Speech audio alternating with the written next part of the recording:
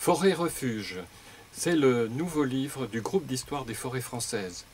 Après Forêt et montagne, Forêt et communication, paru également chez l'Harmattan, Forêt refuge aborde le thème de la forêt à partir de la notion du refuge. Le refuge, à la fois le refuge subi par celui qui cherche à se dissimuler pour échapper à une agression, à une attaque, ou alors le refuge choisi par ceux qui veulent s'isoler du monde de la ville, de la civilisation, comme le faisaient les moines ou les ermites au Moyen-Âge, ou celui qui recherche un lieu de calme, un lieu de paix, et aujourd'hui un lieu de tranquillité et de promenade. Ce livre, Forêt refuge, est issu d'un colloque et il est composé de chapitres qui reprennent les communications de ce colloque. On y passe des SDF qui trouvent refuge dans la forêt du bois de Vincennes aux riches propriétaires de Sologne qui se constituent un domaine de châteaux, de bois et de chasse. On y passe des monastères de la Roumanie à l'époque d'Étienne le Grand aux abris utilisés par les Viet Cong le long de la piste Ho Chi Minh pendant la guerre du Vietnam. On y voit les scouts et leurs pratiques de la forêt, et aussi Robin des Bois et la forêt dans les bandes dessinées. On y voit aussi les forêts sacrées et la rencontre des esprits sylvestres en Afrique, et aussi la création d'une forêt sylvo-thérapeutique en Angleterre.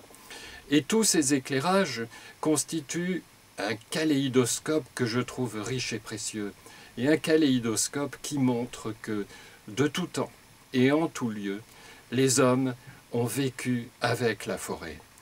La forêt, selon sa définition, c'est le lieu en dehors d'eux, en dehors des lieux habités, en dehors des lieux cultivés. Notre livre montre bien que, en même temps, la forêt est bien dans l'esprit et dans la vie des gens. Et les hommes savent s'en souvenir lorsqu'ils ont besoin d'un refuge, lorsqu'ils ont besoin de bois pour construire leur maison ou pour se chauffer, lorsqu'ils ont besoin de nourriture, de gibier, etc., ou d'un espace de pastoralisme pour les animaux.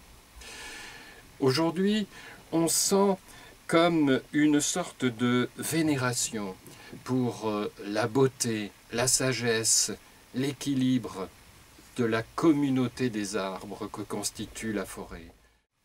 Oui, notre livre Forêt refuge le confirme. La forêt, c'est la beauté, c'est la sagesse, c'est l'équilibre. Mais gardons-nous de rompre avec cette pratique multiséculaire de vivre avec la forêt. Et continuons d'entretenir la forêt pour qu'elle soit accueillante. Continuons d'y récolter du bois et d'autres produits dont notre société a besoin. Bien sûr, il faut organiser ces récoltes et ces interventions et les placer dans le cadre d'une gestion durable, de qualité, à l'écoute des demandes du public pour choisir les formes les plus discrètes et qui perturberont le moins le paysage. De fait, l'objectif des forestiers, c'est de placer l'homme aux côtés des arbres dans cet équilibre de beauté, de sagesse, d'harmonie que représente la forêt.